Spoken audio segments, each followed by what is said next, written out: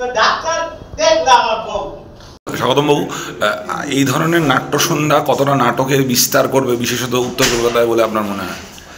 হ্যাঁ, এই ধরনের নাট্যসন্ধ্যা খুবই কম হয়, কারণ বর্তমানে সরকারি হলগুলোতে এখন যৌথ নাট্য প্রযোজনা এখন বন্ধ করে দেওয়া হয়েছে, সেটা অন্য কারণে, কিন্তু তার ফলে প্রচুর দল ক্ষতিগ্রস্ত হয়েছে। কিন্তু বয়জন থিয়েটার বা অন্যান্য যে হলে এখনও এটা রয়েছে, তার ফলে যেটা হচ্ছে যে প্রচুর দল একত্রিত হতে পারছে এবং তাদের নিজস্ব যে প্রযোজনা সেগুলো তারা দেখাতে পারছে, এবং তার ফলে অবশ্যই এই ধরনের নাট্যসন্ধ্যা খুব বেশি বেশি করে হোক, কারণ এই ধরনের নাট্যসন্ধ্যা হলে আমরা বিভিন্ন নাটকের আস্বাদ পাবো।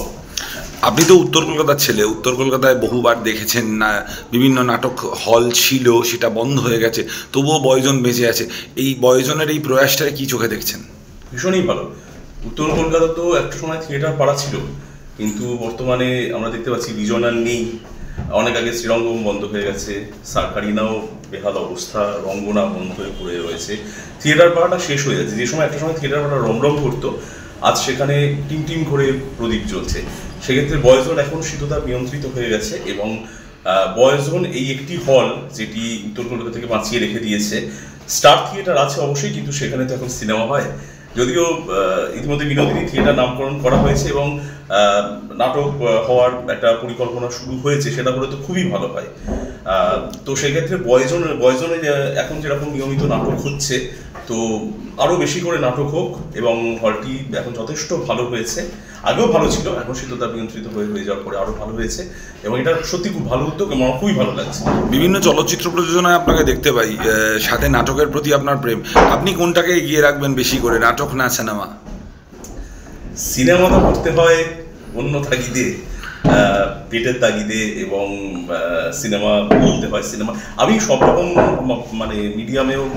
মিডিয়ামে করাটাকে পছন্দ করি আর কি। থিয়েটার অবশ্যই, থিয়েটার তো আমি মিনারবার বাড়িতে ছিলাম, থিয়েটার আমার রুট, এটা বলা যেতে পারে। সেটাকে কখনোই রুটলেস আমি কখনোই হতে পারবো না। থিয়েটার ছেড়ে যাওয়া যাবে না, সিনেমাকেও ছাড়া যাবে না। হ্যাঁ, সিনেমা আরেকজন মা। তো আমি সমস্ত মিডিয়ামেই কাজ করতে এবং সমস্ত মিডিয়ামে সমানভাবেই কাজ করতে চাই। আগামী 5 বছরের থিয়েটারে স্বাগত মান্দালয় কিভাবে দেখতে পাচ্ছি? পঞ্চবার্ষিক পরিকল্পনা এখন বলা খুব শক্ত, দেখা যাক কিভাবে পাওয়া যায়। আমার নিজস্ব দল রয়েছে হাতিবাগান শিল্পী চক্র, সেখানে 2টি প্রযোজনার কথা চলছে, একটি সারারাত্রি এবং আরেকটি হাউস, এবং সেগুলো হয়তো মাস 1.5 পরে মঞ্চস্থ করবে, দেখা যাক। এবং আরও কিছু দলের কাজ করছি আর কি, how much is your iron, এখানে কার্বন কল, আলোর ইতর, এইভাবে চলছে, দেখা যাক কীভাবে ভবিষ্যৎ। নমস্কার, আমার নাম মল্লার কুন্ডু, আমি আলবিত নাট্য দলের নির্দেশক। আজকের এই অনুষ্ঠানটা রূপচক্র নাট্য প্রস্তুতি একটা নাটকের সন্ধ্যা আয়োজন করেছে। এখানে উপস্থিত থাকছেন গুণী ব্যক্তিরা, যাদের সম্বর্ধনা দেওয়া হবে শ্রী পঙ্কজ মুন্সি, শ্রী মীনা মুন্সি এবং শ্রীমতী সুরেন্দ্রনাথ ঘটক। আর আজকের অনুষ্ঠানে 2টি নাটক আছে।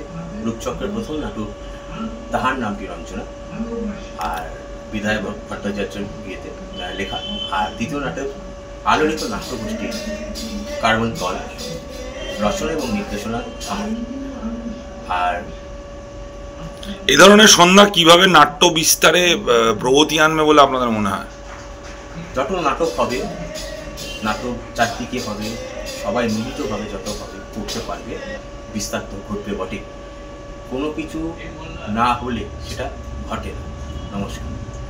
এই নাট্য সন্ধ্যা কিভাবে দেখছো? একটা বলবো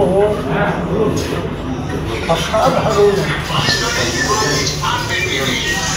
নাট্য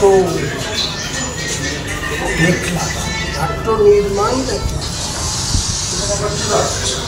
এবং যে নির্মাণটা আমাকে ভাবিয়েছে, যার অভিনয় থেকে শুরু করে তার সঙ্গীত, তার আলোর ব্যবহার সার্বিকভাবে আমাকে মুগ্ধ করেছে, বিস্মিত করেছে।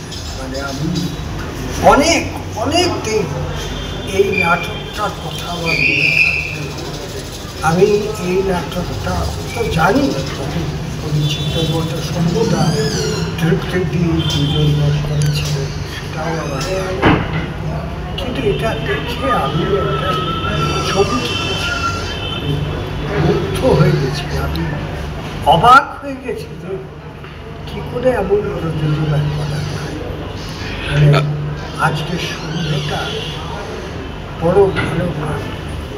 বর্তমানে উত্তর কলকাতা, যেটাকে থিয়েটার পাড়া বলে চিনতাম, সেখানে টিম টিম করে চলছে বয়জন লাইব্রেরি, সেখানে নিয়মিত নাটক হচ্ছে।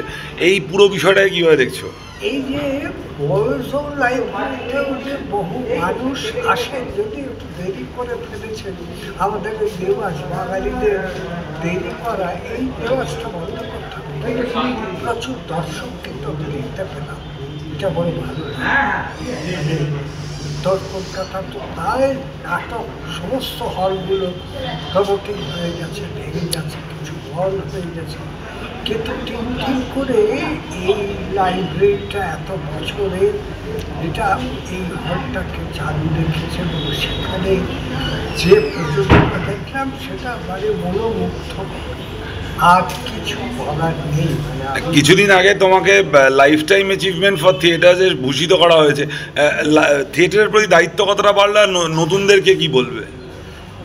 থিয়েটারের প্রতি দায়িত্ব সবসময়ই তো বেড়েই চলে। মনে হয় যে কেমন করে ভিন্নতর কিছু করা যায়, কিন্তু এদের কাজটা দেখে আমার ভাবনা চিন্তা, আমার মেধার জায়গাটাকে যেন আরও বাড়ে।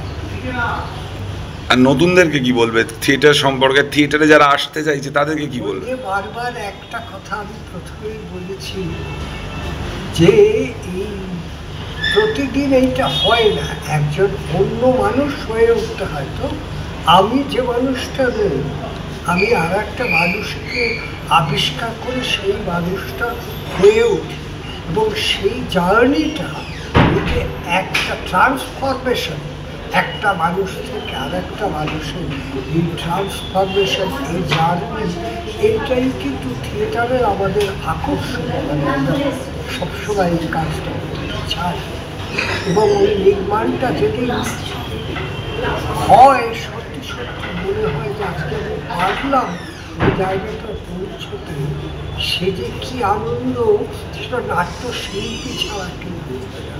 আজকে যারা অভিনয় করছে আমি